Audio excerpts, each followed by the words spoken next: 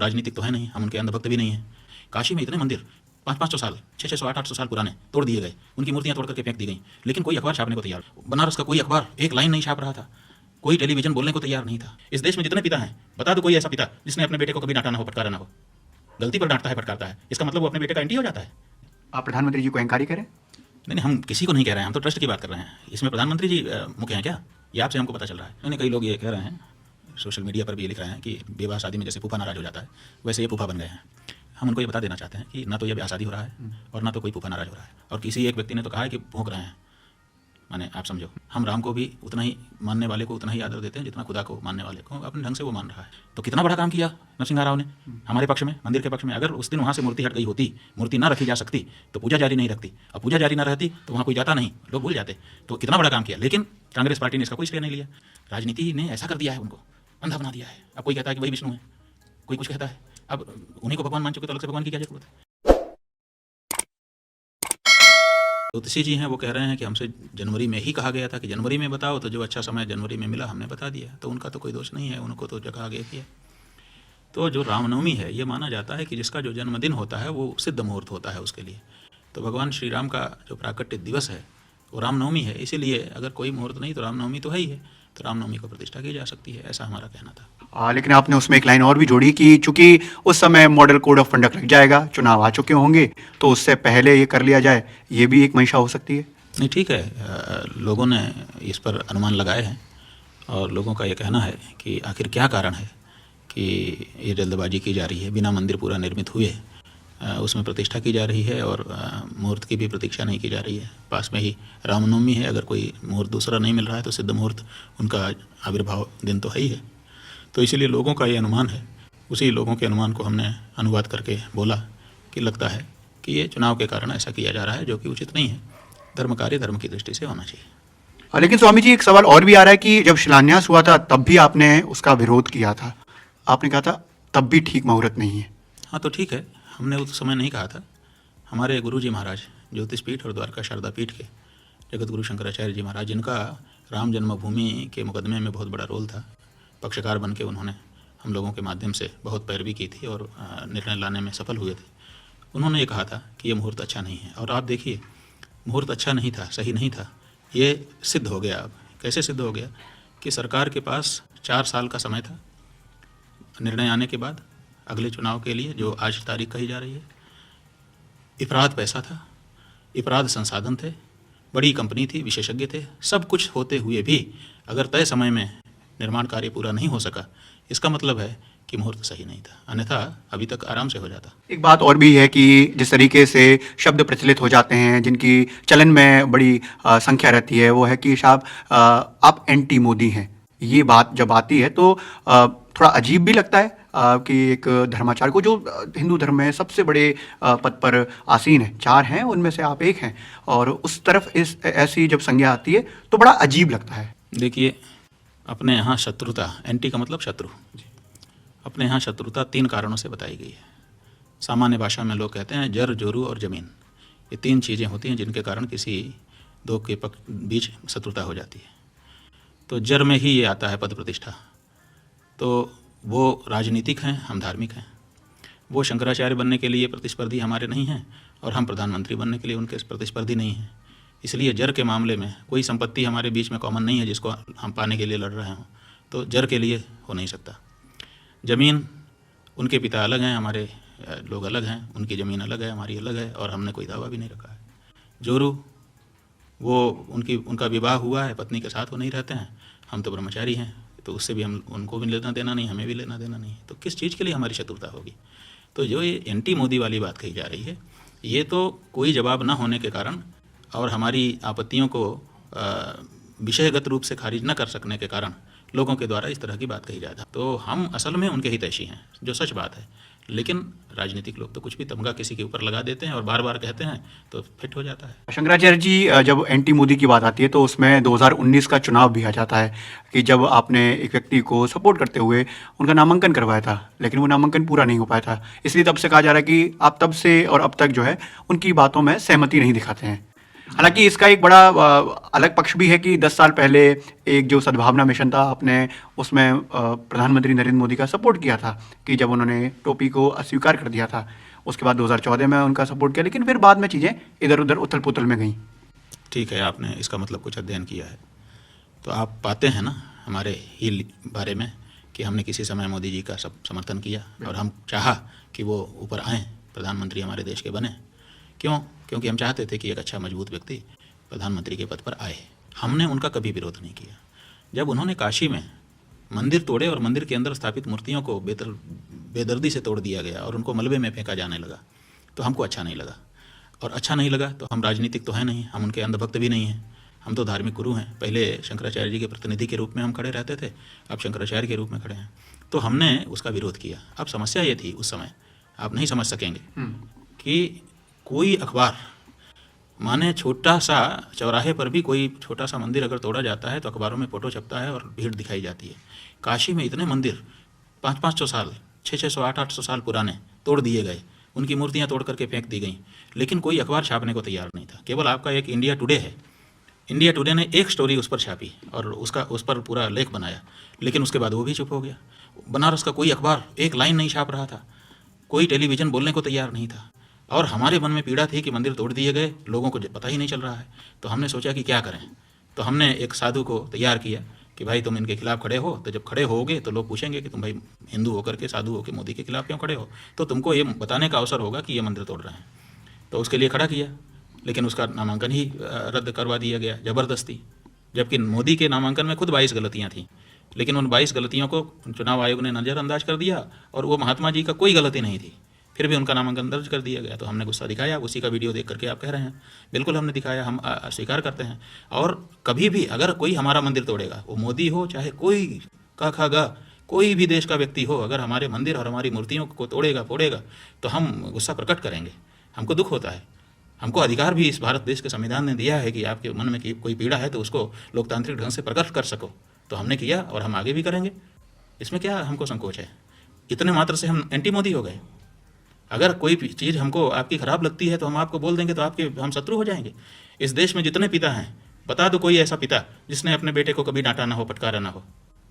गलती पर डांटता है, फटकारता है, इसका मतलब वो अपने बेटे का एंटी हो जाता है। कई बच्चे अपने माता पिता से बहस कर लेते हैं, अस्वीकार देते हैं कि नहीं ये बात नहीं मानूंगा, तो वो एंटी माता पिता हो जाते हैं। अरे वो गलती केवल जिस अंश में बात रहती है उतने अंश में अपना विरोध दर्ज करते हैं। तो हमने भी मोदी के द्वारा किए जा रहे कार्यों में जहाँ धार्मिक मामला था, जहाँ पर बहुत ब्लंडर हो रहा था, बहुत बड़ी गलती हो रही थी, उसको रेखांकित करने के लिए अपनी बात उठाई। इसके कारण से अगर कोई हमको एंटी मोदी कहता है तो हम उसके बुद्धि पे हमको तरस आता है। सच बात यह है कि हम एंटी मोदी नहीं हैं, बल्कि मोदी को चाहने वाले व्यक्ति। ये भी काफ़ी कॉन्ट्राडिक्टरी यानी कि विरोधाभासी लगता है, क्योंकि अब कांग्रेस भी जिस बात को इंगित कर रही है उसमें एक बात तो आपकी वाली है कि अर्धनिर्मित मंदिर है, लेकिन दूसरी बात कहते हैं कि ये आरएसएस और बीजेपी का इवेंट है। तो कांग्रेस ने भी जो एक तरीके से वो ना जाने की जो बात रखी है उसमें एक बात तो आपकी वाली उन्होंने शामिल कर ली है, और दूसरी बात उसको वो एक पार्टी का और एक संस्थान का जो है इवेंट बता रहे हैं। देखिए बात यह है कि कौन क्या कर रहा है इस पर टिप्पणी करना हमारा काम नहीं है। धर्म कार्य हो रहा था अयोध्या में, उसमें जो धार्मिक गलती थी उसकी तरफ एक आचार्य होने के नाते हमने अपना दायित्व पूरा किया, हमने प्रश्न उठाया। संबंधित लोगों तक हमारी सीधी कोई पहुंच नहीं है, इसीलिए मीडिया का सहारा लेकर के हमने पहुंचाया। हमारी बात वहां तक पहुंची है ऐसा हमको लगता है। अब हम प्रतीक्षा कर रहे हैं कि वो लोग इस बारे में कोई ना कोई सुधार करेंगे या निर्णय लेंगे या कुछ करेंगे।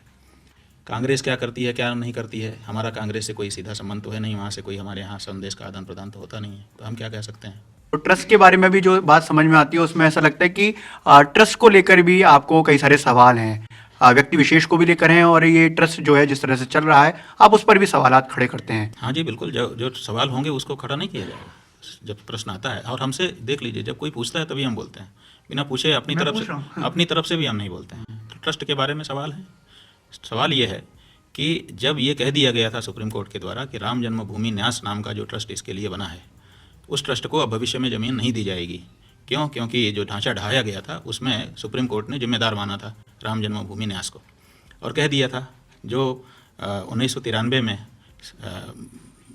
भूमि अधिग्रहण का कानून आया सर्टेन प्लेसेज एक्विजिशन एक्ट, उसमें ये कहा गया है कि ये ज़मीन अधिग्रहित की जाती है और सुप्रीम कोर्ट में मुकदमा चलेगा। जब इसका निर्णय आएगा, जिसके पक्ष में आएगा उसको वो 2.5767 एकड़ भूमि भी, 2.77 विवादित भूमि भी, और उसके साथ का जो ये अधिग्रहित भूमि है वो दे दी जाएगी। तो और इसके बाद संतों का जो ट्रस्ट बना रहेगा, तो उसके बाद शंकराचार्यों ने और संतों ने मिलकर के ट्रस्ट बनाया। वो ट्रस्ट मौजूद था निर्णय आने के बाद। तो एक संतों के, धार्मिक लोगों के ट्रस्ट के विद्यमान रहते हुए, और उन्होंने लिख करके भी दिया था भारत सरकार को कि हम तैयार हैं और हमको विशेषज्ञता भी है और हमें कोई समस्या नहीं, हम बनाएंगे। तो उसको दरकिनार करके आपने एक नया ट्रस्ट बना दिया, वो भी सरकारी 1 रुपये से। तो सवाल ये है कि जब सरकार धर्मनिरपेक्ष है तो सरकारी रुपया से धार्मिक कार्य कैसे हो सकता है? तो आपने 1 रुपया जो दे दिया जिससे ट्रस्ट बना है, उसके मूल में ही धर्मनिरपेक्षता आ गई। तो धार्मिक संस्थान था ना ये, तो धार्मिक संस्थान में धर्मनिरपेक्ष पैसे का क्या काम था?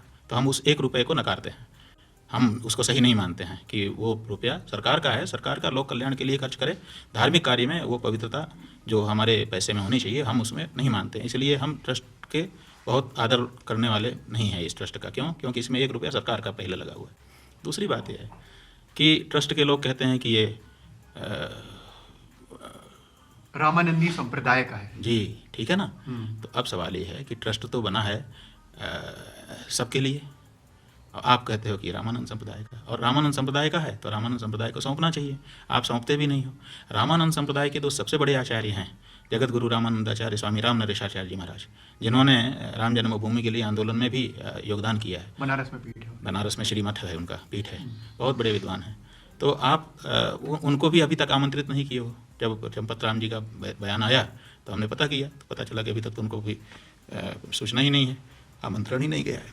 तो रामानंदाचार्य संप्रदाय का ये है, शंकराचार्य शाक्त अमुक नहीं आ सकते यहाँ, तो ये रामानंद संप्रदाय के लोगों को तो कम से कम वहाँ जगह दो। ऐसा मतलब बिना सोचे समझे वाली बात कही जा रही है।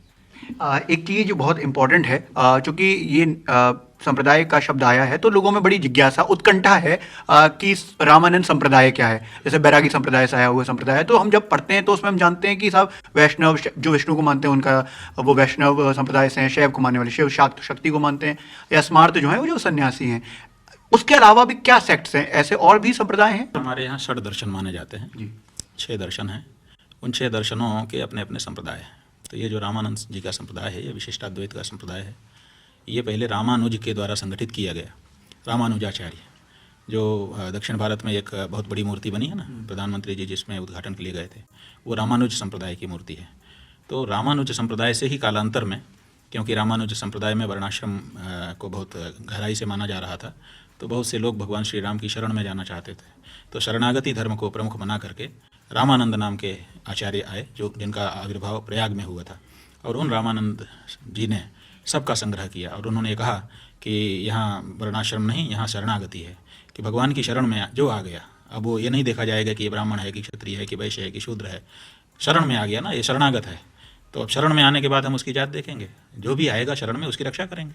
तो ऐसे ही भगवान कहते हैं, कोटि विप्र बद लागई जेहि आए शरण तजऊ नहीं तेहि। कितना ही पापी से पापी हो, कितना ही कोई हो, अगर वो शरण में आ गया तो मैं उसको स्वीकार करता हूँ और उसकी रक्षा करता हूँ। तो भगवान के इसी वाक्य को आधार बना करके, शरणागति धर्म को प्रमुख मान करके रामानंद जी ने सबका आह्वान किया कि सब लोग आओ। तो उन्हीं में कबीरदास जी भी गए, उन्हीं में रैदास जी भी गए, उसी में पीपा जी महाराज गए, उसी में नाभाजी, बहुत से लोग गए और जा करके सब लोगों ने समृद्ध किया उस संप्रदाय को। आज वो संप्रदाय भगवान श्री राम की भक्ति धारा का प्रमुख संप्रदाय बन गया है। अयोध्या में 90% से ऊपर साधु जो रामानंद संप्रदाय के हैं, तो वो आदरणीय संप्रदाय है, हम लोग उसका आदर करते हैं। लेकिन ऐसा है कि रामानंद संप्रदाय हो चाहे रामानुज संप्रदाय हो, सबका शास्त्र तो एक ही है। और जो शंकराचार्य जी हैं, वो शंकराचार्य जी सबके गुरु हैं, इसलिए क्योंकि वो पंचायतन की पूजा करते हैं। जो वैष्णव है वो केवल विष्णु को परम तत्व मानता है, बाकी पर उतना ध्यान नहीं देता है। कहीं जरूरत पड़ती तो आलोचना भी दूसरे देवता की करने लग जाता है, इतना उस निष्ठा दिखाता है अपनी। आलोचना में तात्पर्य उसका नहीं होता, निष्ठा में होता है। लेकिन वो सब एक पर गहराई से चले जाते हैं। शंकराचार्य जो हैं वो षण्मत स्थापनाचार्य, तो वो 5 जो सगुण साकार रूप हैं उनकी भी उपासना करते हैं और निर्गुण निराकार की भी उपासना करते हैं। इसीलिए वो जगत गुरु कहे जाते हैं। और वो धर्म निर्णय देने के लिए 2500 साल से विद्यमान है और वो परंपरा चली आ रही है। तो रामानंद के संप्रदाय के जो लोग हैं वो लोग भी हमारे पास आते हैं और धर्म निर्णय के लिए अपेक्षा करते हैं। अच्छा, जब आप ये सब बातें कहते हैं कि शास्त्र विधि का पालन नहीं हो रहा है, आपने विधि विधान भी बताया, बाकायदा सारी चीज़ें बताई हैं, कहीं ये नहीं लगता है कि अब इससे जो सरकार है, मतलब कि सरकार से एक तरीके से सीधी अदावत आपने ले ली है, क्योंकि पहले भी आप कहते रहे, इसमें कोई नई बात नहीं है, निसंदेह कहते रहे, लेकिन अब ये बात बहुत ही फ्लोट हो रही है, बहुत ज़्यादा जो है सब जगह जो जा रही है, और वो पूछ रहे हैं कि शंकराचार्य जी का अगर इतना विरोध है तो फिर क्या कोई मान मनौवल नहीं हो रही है किसी तरीके से? आपसे कहा गया दोबारा कि अरे मतलब आप इसको थोड़ा सा रोक लीजिए। नहीं, कई लोग ये कह रहे हैं, सोशल मीडिया पर भी ये लिख रहे हैं कि विवाह शादी में जैसे फूफा नाराज़ हो जाता है वैसे ये फूफा बन गए हैं। हम उनको ये बता देना चाहते हैं कि ना तो ये ब्याह शादी हो रहा है और ना तो कोई फूफा नाराज़ हो रहा है। ये हमारी मजबूरी है। क्या मजबूरी है? कि हमारे यहाँ कहा गया है यद्यदाचरति श्रेष्ठः तत्तदेवेतरो जनः सह यत् प्रमाणम कुरुते लोकस्तदनुवर्तते। जो बड़े लोग, महान लोग, महाजन लोग आचरण कर देते हैं, आम जनता उसी को उदाहरण बना लेती है और वैसा ही करने लग जाती है। तो ऐसी परिस्थिति में अगर अर्धनिर्मित मंदिर में प्रतिष्ठा की गई, बिना मुहूर्त में प्रतिष्ठा की गई और भी दूसरी चीज़ें हैं, तो ये सब नज़ीर बन जाएगी, उदाहरण बन जाएगा, और बाद में लोग ऐसे ही करने लग जाएंगे, तो जो शास्त्र की मर्यादा है वो धूमिल हो जाएगी। दूसरे, हमारे यहाँ ये कहा गया है कि आधे बने मंदिर में अगर बिना शिखर के मंदिर में प्रतिष्ठा कर दी जाएगी तो अनिष्ट होगा, तो जो करने वाले हैं उनका भी अनिष्ट होगा, जो लोग जुड़े हैं उनका भी अनिष्ट होगा, वो अनिष्ट भी हमको बचाना है। तो हम तो एक जिम्मेदारी के पद पर बैठे होने के कारण जिम्मेदार व्यक्ति के रूप में शास्त्र मर्यादा की रक्षा की और लोगों के अनिष्ट को बचाने की जो हमारी जिम्मेदारी है उसके संदर्भ में ये बात कह रहे हैं। हमारा किसी से कोई हमारी नाराज़गी नहीं है और किसी से हमारी कोई ऐसी विशेष प्रसन्नता भी नहीं है। हमारे लिए सब बराबर हैं और सबके कल्याण की भावना हम लोग रखते हैं। जहाँ पर भी हम बोलते हैं सबसे पहले विश्व का कल्याण हो, सबका कल्याण हो, सर्वे भवन्तु सुखिनः, ये नारा हम लगाते हैं। तो हमारे लिए सबका योगक्षेम, सबका कल्याण, सबका वेलफेयर बहुत महत्वपूर्ण रखता है और वो अनिष्ट में न पड़ जाएं किसी कारण से, इसको हमको बचाना पड़ता है। तो हम अपने दायित्व बोध के कारण ये बोल रहे हैं। और कोई आप कहते हैं कि आपने विरोध ले लिया है, हमने कोई विरोध नहीं लिया है। हम जानते हैं कि जो बड़े पदों पर बैठे हुए लोग हैं वो बात के मर्म को समझते हैं। अगर उनको लगेगा कि ये हमारा विरोध कर रहा है, हमको हानि पहुंचाने की कोशिश कर रहा है, तब तो वो हमारे विरोध में हो जाएंगे। लेकिन जब वो जानेंगे कि नहीं, असल में इनका उद्देश्य हानि पहुंचाना नहीं है, इनका उद्देश्य हमारी रक्षा करना है, तो बिल्कुल नाराज़ नहीं होंगे, बल्कि हम हृदय से हमको आदर करेंगे। देखिए, डॉक्टर भी आपका चक्कू लेकर के पेट काटता है और एक गुंडा भी आपका चक्कू लेकर के पेट काटता है। गुंडे को फांसी दी जाती है और डॉक्टर को पुरस्कार दिया जाता है। पेट दोनों काटते हैं लेकिन दोनों का उद्देश्य अलग होता है। ऐसे ही हम प्रश्न उठा रहे हैं, लेकिन हमारे प्रश्न उठाने के पीछे का हमारा जो उद्देश्य है वो पवित्र है, वो उसमें सबका हित निहित है।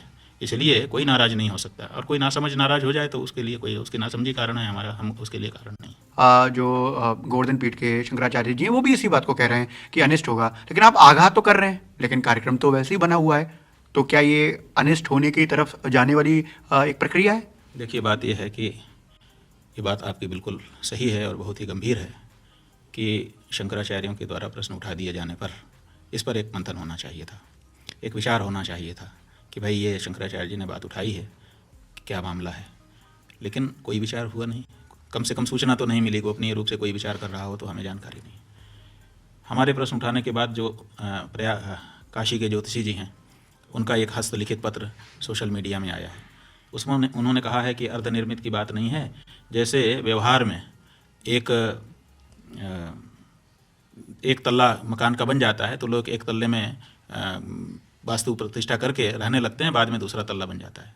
तो ये भी राम का चूंकि घर है, इसमें राम जी रहेंगे, इसलिए इसको भी घर मान करके हम ये व्यवहार की प्रक्रिया, तो व्यवहार की प्रक्रिया अलग है, शास्त्र की प्रक्रिया, शास्त्र का प्रमाण नहीं दे रहे हैं, व्यवहार दिखा रहे हैं, और वो भी आम लोगों का कि ये जिसकी समस्या है, नहीं है दूसरी जगह किराया भाड़ा दे रहा है तो सोचता है एक फ्लोर बन गया है, प्रतिष्ठा करके चले जाएं, उसको उदाहरण बनाएंगे हम इतने बड़े कार्य में। तो उनका जो तर्क है बहुत ही लचर है। तो ऐसे में विद्वानों की सभा होनी चाहिए थी, विचार होना चाहिए था, शास्त्रों की पंक्तियों को जनता के सामने रखा जाना चाहिए था, लेकिन ये सब नहीं हो रहा है और कहा जा रहा है कि कार्यक्रम तो होगा। इसका मतलब है कि थोड़ा सा अहंकार ट्रस्ट के अंदर दिखाई दे रहा है कि हम कुछ की नहीं सुनेंगे, बोलते रहो। और किसी एक व्यक्ति ने तो कहा है कि भौंक रहे हैं, माने आप समझो, उसको पूरा उच्चारण करना अच्छा नहीं लगेगा, हमको भी आपको भी। तो इस तरह का अहंकार अगर दिखाया जाएगा तो ठीक है, आप अहंकार दिखाओ, हमारा क्या बिगड़ेगा। हमने तो जो उचित कहना था अपने दायित्व का निर्वहन कर दिया, जनता के ध्यान में आ गया, जिम्मेदार ट्रस्ट के ध्यान में आ गया, सरकार के ध्यान में आ गया। तो अब ध्यान आने के बाद आप नहीं करते हो तो अब आपका पूरा जो कुछ फल होगा वो आपका होगा। हम तो बच गए। ये नियम है शास्त्र में कि जहाँ अन्याय हो रहा हो उसका विरोध करे। अगर विरोध करने की ताकत नहीं है तो आंख बंद कर ले, वहाँ से हट जाए, लेकिन विरोध करके हटे। वाक्य से तो कम से कम विरोध करे, कम से कम हट करके तो विरोध करे। तो किसी न किसी रूप में हमने विरोध करके अशास्त्रीय कार्य जो हो रहा है उसके बारे में आवाज़ उठा करके अपना दोष बचा लिया। लेकिन जो लोग इसको दोष नहीं मान करके आगे बढ़ते चले जा रहे हैं और विचार भी नहीं करने की इच्छा नहीं जाहिर करते हैं। कोई एक सामान्य व्यक्ति कहे आप चलो आगे बढ़ जाओ, आप कह रहे हो कि कुत्ता भौंकता रहता है, लेकिन आपके शंकराचार्य कह रहे हैं कोई भी व्यक्ति जब पद पर पहुंच जाता है, देखिए राष्ट्रपति पद पर बहुत राधा कृष्णन भी बैठे हैं और किसी का नाम हम नहीं लेंगे, नहीं तो आप कहेंगे कि आप उनको बड़ा बता रहे हैं, उनको छोटा बता रहे हैं। लेकिन राधा कृष्णन जैसा व्यक्ति तो दूसरे का नहीं रहा है, वो भी बैठा है, लेकिन राष्ट्रपति के रूप में तो सब राष्ट्रपति है ना। तो ऐसे ही आपका शंकराचार्य कोई प्रश्न उठा रहा है और आप सनातन धर्म का कार्य करने जा रहे हैं और आप उसके प्रश्न उठाने के बाद भी कोई बड़ी बैठक नहीं बुलाते हैं, कोई सार्वजनिक विमर्श नहीं होता है, आप कहते हैं कि तो होगा। तो ऐसी परिस्थिति में हम लोग क्या समझें? हम यही समझेंगे कि आपके मन में ये अहंकार है कि हम तो ताकतवर हैं, हम तो कर ले जाएंगे, तो कर ले जाओ, हमारा काम तो हमने कर दिया। हमको पीड़ा नहीं है, हमको कोई पछतावा नहीं है कि हमने मौके पर कहा नहीं, क्योंकि बाद में लोग कहते हैं कि आप लोग तो थे, आप क्यों नहीं बोले अगर गलत हो रहा था, तो हमने मौके पर कह दिया। आप प्रधानमंत्री जी को अहंकारी कह रहे हैं? नहीं, हम किसी को नहीं कह रहे हैं, हम तो ट्रस्ट की बात कर रहे हैं। इसमें प्रधानमंत्री जी मुख्य हैं क्या? ये आपसे हमको पता चल रहा है। हम तो मान रहे हैं कि ये ट्रस्ट का कार्यक्रम है। अभी जब आपने विपक्ष के बारे में पूछा था तब भी हमने कहा था कि ट्रस्ट का कार्यक्रम है, तो हम तो ट्रस्ट की बात कर रहे हैं। अगर इसमें प्रधानमंत्री हैं तो भाई जो अगर वो हैं तो फिर उनकी बात हो जाएगी। हम नहीं मानते, हम तो ट्रस्ट का कार्यक्रम मान करके ट्रस्ट के बारे में ये बात बोल रहे हैं। एक चीज और जो आपने बहुत अच्छी बात कही है कि जो तर्क दिया जा रहा है कि जैसे मेरे दोस्तों ने ही पूछा कि हम घर बनाते हैं और हमारे पास 100 गज का कोई प्लॉट है, हमने 50 गज बना दिया, अभी कम पैसे हैं, तो हमने वहां पर जब मंदिर बनाया तो उसमें जो मूर्ति रखी उसकी प्राण प्रतिष्ठा हुई। हमारे यहाँ खूब होती है, मेरे घर में भी हुई है, मैंने भी देखा है। लेकिन जब आप मंदिर बना रहे हैं तो उसमें भी फिर क्या है, आप बराबर एक्सटेंशन करते चलें, लेकिन मंदिर कोई स्थान नहीं है, आप उसे शरीर बताते हैं। हम बता रहे हैं ना, देखिए आपका घर जो है वो आपकी बात उतनी प्रामाणिक नहीं, नज़ीर नहीं बनेगी, क्योंकि आपको ज़्यादा लोग फॉलो नहीं कर रहे हैं। जब कोई महान कार्य होता है तो वो उदाहरण बनता है। दूसरे, मंदिर और घर को समान रूप से नहीं आंका जा सकता, क्योंकि नागर शैली का जो मंदिर है उसमें 8 अंग हैं, हमने बताया, और शिखर अंग है और प्रमुख अंग है, माने मस्तक है।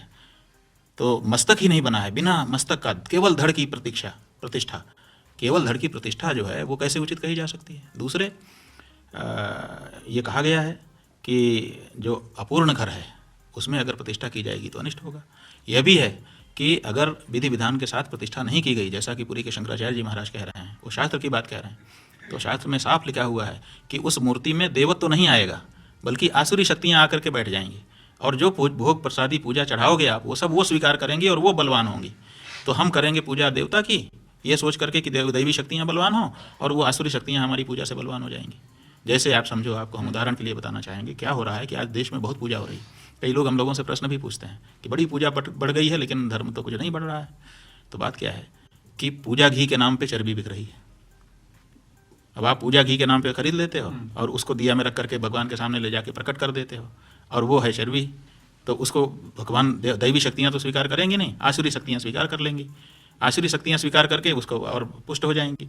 तो बहुत ऐसे हो रहा है कि बिना विधि विधान के बहुत जगह पूजा पाठ हो रहा है, और वो उस पूजा पाठ का फल ये हो रहा है कि आसुरी शक्तियाँ हमारे विरुद्ध बलवान होती चली जा रही हैं। हमारे ही दिए गए उपचार से आसुरी शक्तियाँ बलवान होकर हम ही को सता रही हैं। तो ये जो चीज़ है ये कहीं वहाँ पर उपस्थित ना हो जाए, तो ये सब आवश्यकता है कि इस पर बारीकी से विचार कर लिया जाए। आपने एक बात कही है कि नींव में जो मिट्टी डाली गई है उसमें जो जिन व्यक्तियों ने डाली है उसमें कुछ अयोग्य भी हैं इस काम को करने के लिए। देखिए, आप कह नहीं पा रहे हैं, हम कह देते हैं।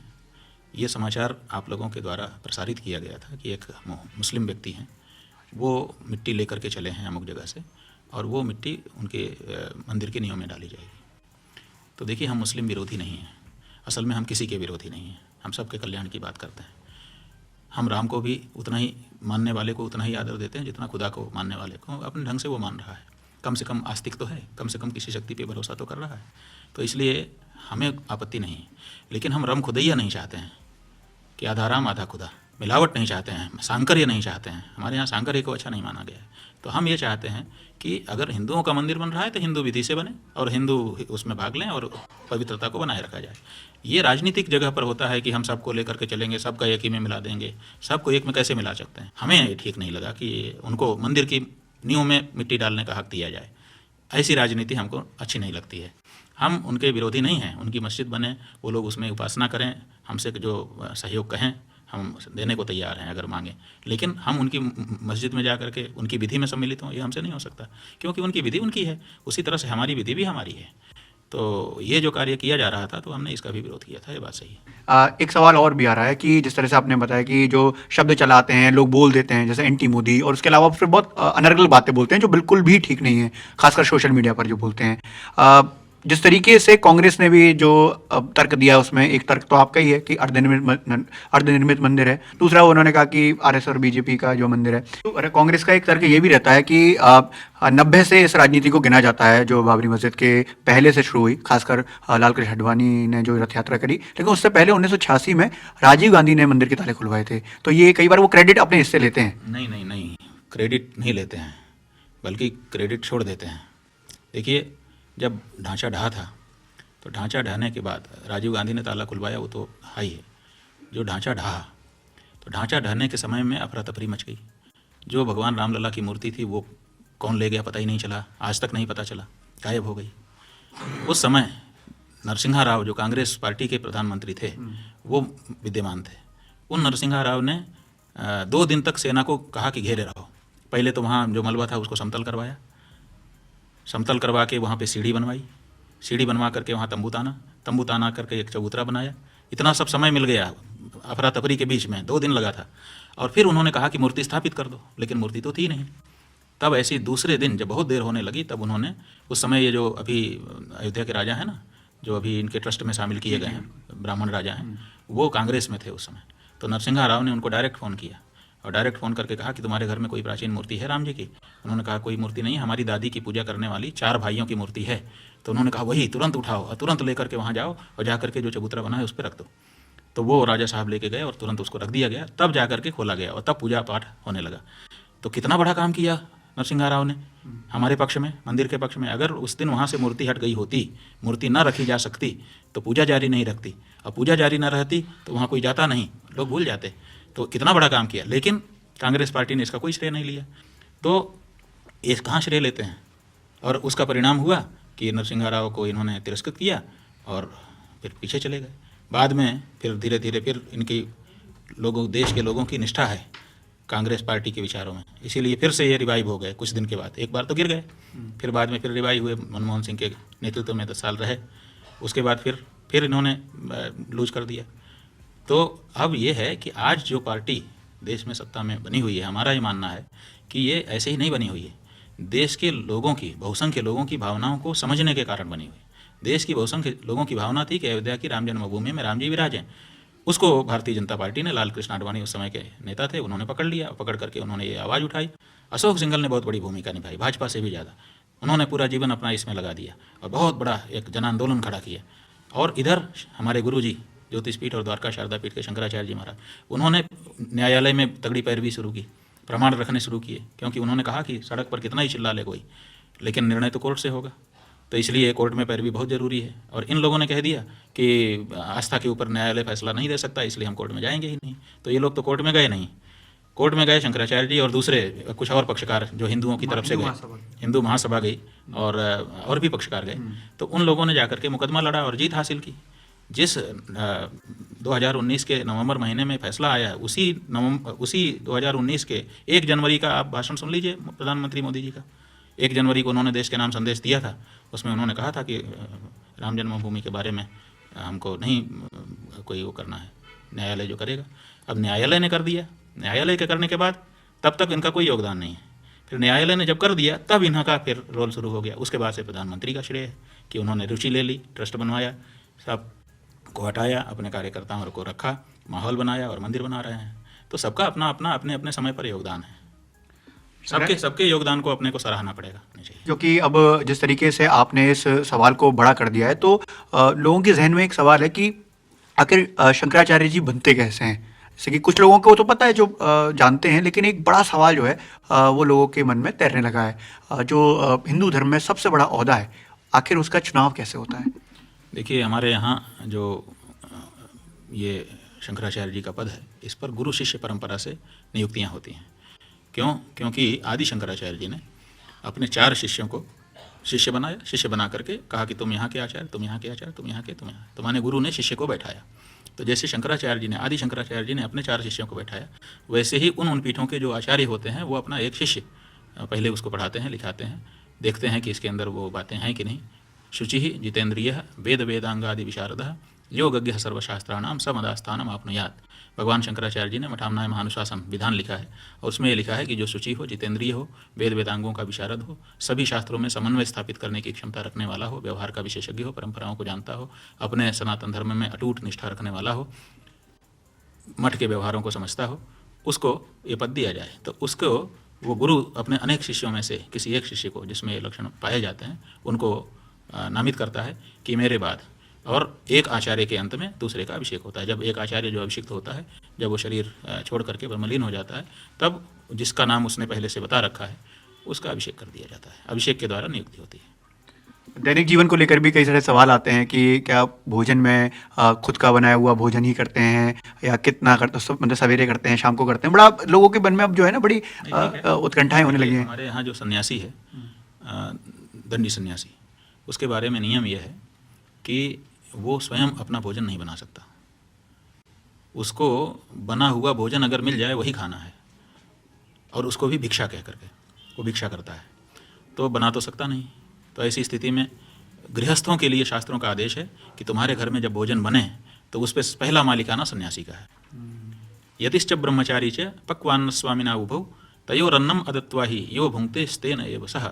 जिस सदगृहस्थ के घर में भोजन पकता है, पकते ही उस पर पहला अधिकार सन्यासी ब्रह्मचारी का हो जाता है। इसलिए सबसे पहले उनको देना है। अगर उनको दिए बिना कोई खाता है तो उसको चोरी का अन्न खाने का पाप लगता है, माने वो दूसरे के मालिकाना खा रहा है। तो इसलिए हमारे सदगृहस्थों के घर में जब भोजन बनता है तो देखते हैं कि कोई सन्यासी ब्रह्मचारी तो नहीं है, अगर होता है तो उसको पहले दे के तब खाते हैं। तो हमारे यहाँ जो ब्रह्मचारी लोग होते हैं वो लोग भिक्षा तैयार करते हैं, तो वो हम लोग प्रार्थना करते हैं कि भिक्षा स्वीकार करिए। तो दिन में एक बार, माने एक अहोरात्र में, एक सूर्योदय से दूसरे सूर्योदय तक के बीच में एक बार अन्न ग्रहण करने का सन्यासी का नियम होता है, उसको खाते हैं। आपको इससे अंदाज़ा हो जाएगा कि आपने देखा होगा कि जो सन्यासी होते हैं उनके नाम के आगे स्वामी शब्द लगता है। स्वामी अमुक जी महाराज, स्वामी अमुक जी। तो एक तो स्वामी और दूसरा अंत में महाराज, ये 2 शब्द लगते हैं। ये 2 क्यों लगते हैं हम बता देते हैं। ये 2 इसलिए लगते हैं कि स्वामी इसलिए लगता है क्योंकि वो सदगृहस्थ के घर में पक चुके भोजन के मालिक होते हैं। इसी बात के लिए स्वामी शब्द लगा है कि ये स्वामी हैं, इनको दो पहले तब खुद खाओ। दूसरे महाराज इसलिए लगता है कि राजाओं के ऊपर उनका शासन है, वो राजाओं से भी ऊपर है। क्यों? क्योंकि वो निष्पक्ष हैं, निष्प्रिय हैं। उनको और ना उनको लोभ है और ना उनको भय है। शास्त्र की बात निर्भय होकर के वो कहेंगे, ऐसी उनसे अपेक्षा की जाती है। तो इसीलिए हम स्वामी भी हैं, इसीलिए हम महाराज भी हैं। और गुरु जी ने नाम तो अभी मुक्तेश्वरानंद दिया है, तो नाम तो वो है, लेकिन स्वामी महाराज आप लोगों ने जोड़ दिया है, परंपरा ने, समाज ने जोड़ दिया है। क्यों? क्योंकि हम आपके घर में शुद्धि से, पवित्रता से पकाए गए भोजन के स्वामी हैं, एक बात, और चीज़ों के नहीं, भोजन के। और दूसरे, जहाँ धर्म की बात हो वहाँ बिना किसी लोभ में आए, बिना किसी दबाव में आए, सच कहने के लिए हमको अपेक्षा हमसे की गई है, इसीलिए हम महाराज हैं। जैसा कि आपने अभी कहा है कि मंदिर पूरा नहीं बना हुआ है, इसलिए ये प्राण प्रतिष्ठा ठीक नहीं है। मंदिर पूरा बन जाएगा और वहाँ रामलला की मूर्ति स्थापित हो जाएगी, तब आप दर्शन के लिए जाएंगे? हाँ, अब उसमें ये बात है कि बिल्कुल जाना चाहिए, लेकिन एक व्यक्तिगत संकल्प हमारा और भी है। अच्छा। और वो ये है कि हमने एक विचार आया कि जरा सोचा जाए, तो हमने शास्त्र पलटे तो उसमें दिखाई दिया कि राम को धरती माता ले आई, और जब पृथ्वी के ऊपर आक्रमण, अत्याचार बढ़ गया तो उनको राजा भार स्वरूप दिखाई देने लगे। तो वो गाय का रूप धारण करके ब्रह्मा जी के पास गई धरती, और ब्रह्मा जी से जाके गुहार लगाई कि हमारे ऊपर बहुत भार हो रहा है, हम नहीं सह पा रहे हैं। तो उन्होंने कहा कि हम शिव जी का ध्यान करते हैं। शिव जी आए, शिव जी ने कहा भगवान विष्णु ही कुछ कर सकते हैं, वही पालक हैं। तो कहा कि चलो उनके पास चलते हैं। तो रामचरितमानस में लिखा है कि शिव जी ने कहा कि उनके कहीं जाने की ज़रूरत नहीं है, प्रभु व्यापक सर्वत्र समाना, प्रेम ते प्रकट हो ही मैं जाना। तो उनका ध्यान करो, यहीं प्रकट हो जाएंगे। तो सबने ध्यान किया तो आकाशवाणी हो गई भगवान की कि धरती हे गौ माता गौरूप धारिणी पृथ्वी, चिंता मत करो, हम सूर्य वंश में अंशों के सहित अवतार धारण करेंगे। और तब भगवान श्री राम सूर्य वंश में राजा दशरथ के यहाँ अवतरित हुए। भय प्रकट कृपा। भय प्रकट कृपाला, ठीक है ना। तो इसका मतलब राम को कौन लाया? गौ माता ले आई। धरती ने गौ का रूप धारण किया, तो गौ माता ही धरती पर ले आई है। अब जिस धरती पर राम को आने की बात अभी हो रही है, तो लाने वाली गौ माता है और वही काटी जा रही है। दुर्भाग्य की बात है कि हम 100 करोड़ हिंदुओं के देश में गौ हत्या हो रही है और हम उसको नहीं रोक पा रहे हैं। और उस पर व्यंग्य और कठिन है, विडंबना है कि हम आज़ादी का अमृत महोत्सव मना रहे हैं। अमृत महोत्सव का मतलब है, आप जानते ही हैं जी। तो अमृत शब्द जो है वो गाय के दूध के लिए ही प्रयोग में लाया जाता है। तो अमृत तुल्य दुग्ध देने वाली हमारी जो गौ माता है, अगर वही काटी जा रही है तो हम अमृत महोत्सव कैसे मनाएं? और भगवान श्री राम के सामने जाकर के हम किस मुंह से खड़े होंगे? वो कहेंगे ना कि गाय काटी जा रही है और तू आया है बड़ा उत्सव मनाने। तो हमारे मन में अपनी अपनी भावना है, व्यक्तिगत हमारी भावना है कि गौ हत्या बंदी के लिए हम प्रयास करें, गौ हत्या बंद हो जाए तब दर्शन करें। लेकिन जैसा कि आपने कहा कि तब आप जाएंगे कि नहीं जाएंगे, हम कहते हैं कि विधि विधान के साथ शिखर बन जाने के बाद प्रतिष्ठा हो, हम जरूर अयोध्या जाएंगे और अपने प्राण की रक्षा करते हुए सब कार्यक्रमों में भाग लेंगे। भगवान के सामने भर नहीं जाएंगे, क्योंकि वो तो तब जाएंगे जब गौ हत्या बंद हो जाएगी। अगर आपकी यही जिद है कि हमको 22 जनवरी को ही करना है, ये कम से कम ये कर दो कि गौ हत्या बंदी की घोषणा कर दो। अगर नरेंद्र मोदी जी ये कर देते हैं तो भी हम लोग कहेंगे कि हे भगवान, जो इससे दोष हो रहा है इस एवज में कुछ इनके ऊपर कृपा कर दो। शंकराचार्य जी, बहुत बहुत धन्यवाद, आपने इतना वक्त दिया। और बेबाकी से हम सोच के नहीं बोलते हैं, सोच के बोलने में देर लगती है। हमें तो जो हमारे हृदय में जो अंदर है वही बाहर है। कर्मण्यन्यत वचस्यन्यत मनस्यन्यत दुरात्मनाम। कर्मण्येकम मनस्येकम वचस्येकम महात्मनाम। महात्मा और दुरात्मा की पहचान क्या है? मन में कुछ और है, वाणी में कुछ और है, व्यवहार में कुछ और है। दुरात्मा मन में जो है वही वाणी में, जो वाणी में है वही व्यवहार में, ये महात्मा। तो हम तो जैसे हैं वही अंदर से हैं वैसे ही बाहर से हैं। अब कोई हमको गाली भी देता है, हम कहते हैं बड़ी कृपा, और कोई कहता है कि आपने अच्छा किया तो भी उसकी भी बड़ी कृपा। हम ये चाहते हैं, देखिए दुनिया हमको धिक्कारे, हमें कोई फर्क नहीं पड़ता। जब हमारी आत्मा हमको धिक्कारती है वो हमको फर्क पड़ता है। तो हम ये चाहते हैं कि हमारी आत्मा हमको ना धिक्कारे। तो आपके व्यवहार का बड़ा लचीलापन है कि जिस तरीके से जिस ओहदे पर आप हैं और उसमें आप कहते हैं कि अगर आप गाली भी दे रहे हैं तो उसका भी एक्सेप्टेंस है, कोई दिक्कत नहीं है। क्योंकि इसलिए एक्सेप्टेंस है कि वो ना समझ हैं, उनको अभी पता ही नहीं कि वो किसके लिए कह रहे हैं और क्या कह रहे हैं। हमारे यहाँ माना गया है तस्माद आचार्य राजानव अनवद्यो न निंदये। राजा और आचार्य गुरु इनकी निंदा नहीं की जा सकती है, लेकिन राजनीति ने ऐसा कर दिया है, उनको अंधा बना दिया है। अब कोई कहता है कि वही विष्णु है, कोई कुछ कहता है।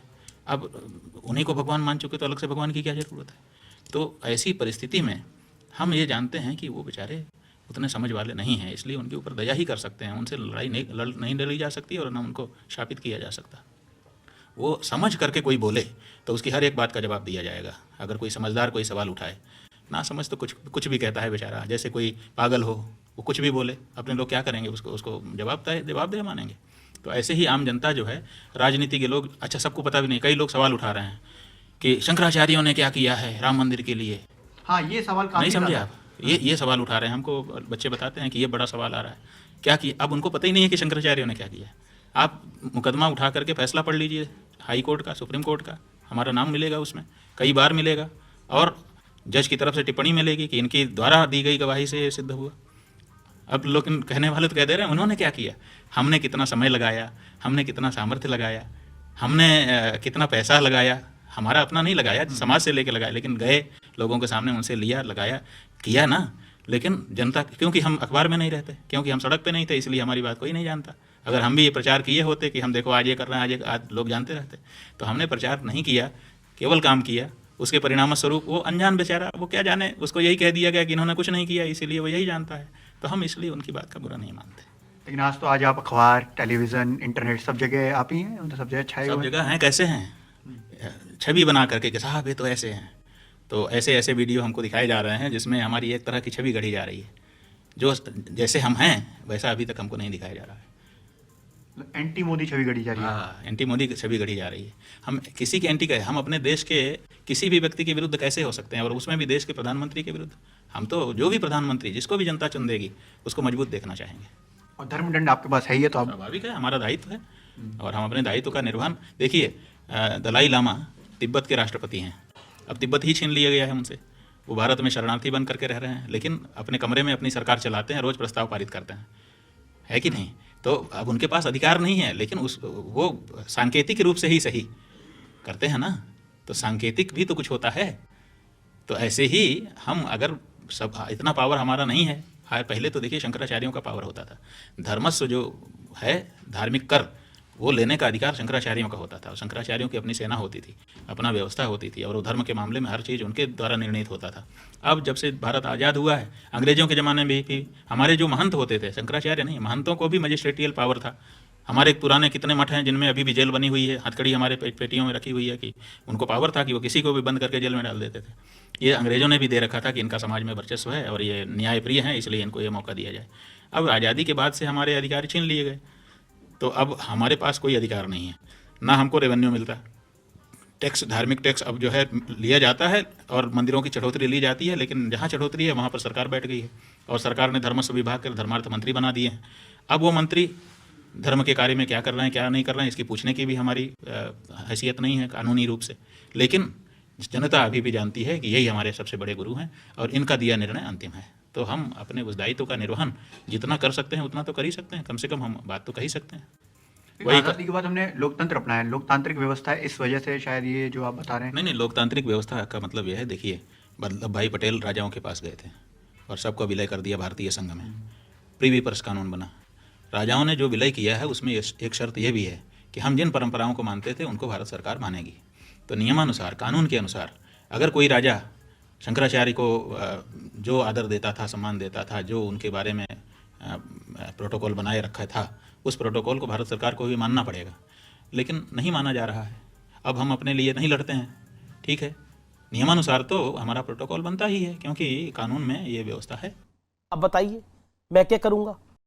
एक बहुत सिंपल सी टिप आपके साथ शेयर करती हूँ। अपने हाथ को इस तरह से रखिए। If you look at this from your side, आपका लेफ्ट हैंड आपको बी के जैसे दिखेगा और राइट हैंड आपको डी के जैसे दिखेगा। B and D. B for थोड़ी मदद रखिए। वे मैथों तेरा मन परया